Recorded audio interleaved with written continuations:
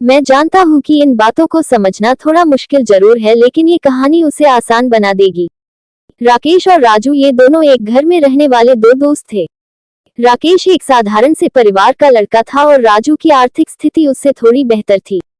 राजू का परिवार एक बड़े अच्छे घर में रहता था जो शहर से थोड़ा दूर लेकिन एक सुकून भरी जगह पर था। राकेश का घर राजू के घर की तुलना में छोटा था, इसलिए वह हमेशा उसके घर से बड़ा घर लेने के सपने देखता था। समय बीता, राकेश और राजू दोनों बड़े हो गए। राकेश अपने सपनों का पीछा करते करते एक प्रॉपर्टी एजेंट बन गया। उसने अच्छा खासा पैसा कमाया और शहर में जाकर एक बड़ा घर लेकर उसमें रहने लगा। जब समय का पहिया घूमता है तो सब उलट पुलट कर देता है।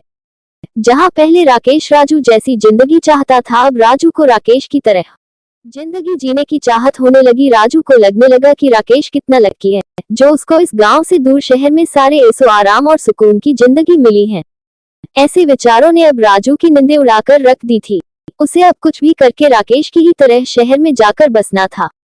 काफी दिन परेशान रहने के बाद आखिरकार एक दिन राजू ने अपना मन बना ही लिया और उसने अपना गांव का घर बेचकर उससे जो पैसे मिलेंगे उनसे शहर में घर खरीदने का सोचा। क्योंकि राकेश एक प्रॉपर्टी एजेंट था तो राजू ने राकेश को ही फोन लगाकर कहा कि भाई मेरा घर बेचना है, तो कोई अच्छा सा ग्राहक हो तो बताना। अचानक राजू का ऐसा फैसला सुन राकेश को बड़ा आश्चर्य हुआ। राकेश ने राजू से पूछा कि क्या हुआ, कोई परेशानी है? पैसों की कमी की वजह से तो तुम घर नहीं बेच रहे हो ना? राजू ने राकेश से कुछ भी नहीं छुपाया और उसे सारी बात सच सच बता दी। राकेश ने राजू को समझाने की काफी कोशिश की।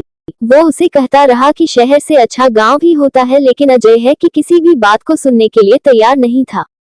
आखिरकार राकेश ने राजू का घर बेचने के लिए हामी भर दी।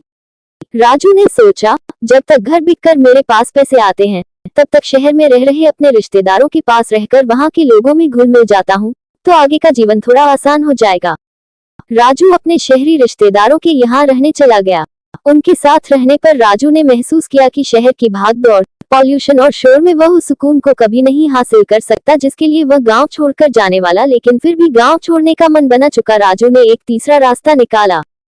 उसने सोचा वह ना ही शहर ना ही गांव में बल्कि शहर से कुछ किलोमीटर दूर किसी घर में रहेगा और वहीं पर सुकून की जिंदगी बिताएगा। वन दिन राजू ने अखबार पढ़ते पढ़ते एक विज्ञापन देखा जिसमें ऐसे ही किसी घर के बारे में लिखा था जिसके बारे में वह सोच रहा था।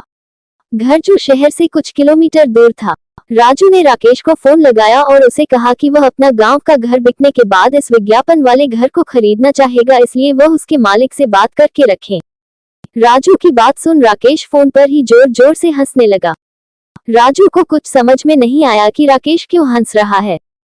तब राकेश ने राजू को कहा कि वह विज्ञापन उसी ने अखबार में दिया है और वह घर जो वह खरीदना चाहता है वह कोई दूसरा नहीं बल्कि राजू का खुद का घर है। राजू को भी ध्यान आया कि उसका घर भी तो शहर से कुछ किलोमीटर दूर ही है और वह बेवजह ही उस चीज को तलाश रहा था जो पहले से ही उसके पास है।